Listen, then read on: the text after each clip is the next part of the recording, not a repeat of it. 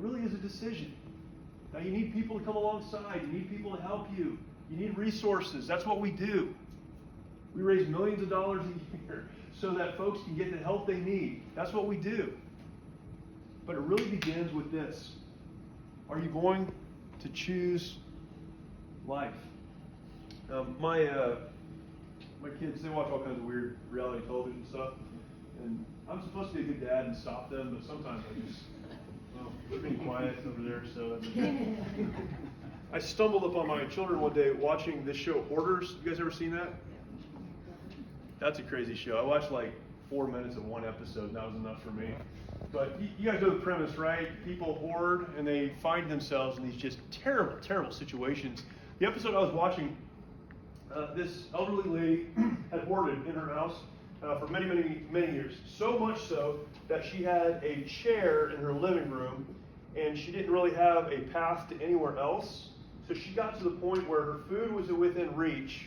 People would drop stuff off for her, so she'd have food within reach, and she kind of had to go to the bathroom like right there. I mean, she was in as bad a situation as you could possibly be in. Her kids had tried to get her out of there for years. This show came along, and they I don't know, made it possible. Brought the money in. And so the kids went through this process of not only cleaning out the house, but renovating the entire house and making this terrible house into a beautiful place for their mom. And the scene that I kind of came in on the back end of that, was this mom coming into her house that had been completely renovated. All the stuff was gone. She could now make it like to the bathroom and to the kitchen. And she started weeping, and she started yelling at her kids for taking all of her stuff. That's a bad situation. You know how many of us do that? Emotionally, and spiritually, and relationally.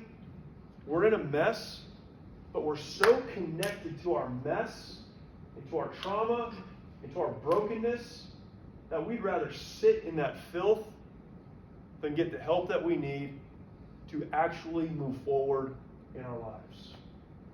When we talk about trauma, again, 1,000 different conversations we can have about this, so many good resources, but it really begins with saying, look, there's a clinical definition, that's great, but what is trauma? It's an event or series of events that pushed us beyond our ability to cope. All right, we can all connect to that. There's some brokenness, there's some hurt. We can blame how we're created, but we were created right. We just respond sometimes the right way at the wrong times. We've got to choose to either sit in that filth of our past, our brokenness, and our hurt, or to move forward. We're going to talk about forgiveness in just a minute. But it begins, just like last night, with making a decision. Stop blaming your past. Stop blaming other people. Stop blaming the brokenness. And start moving forward.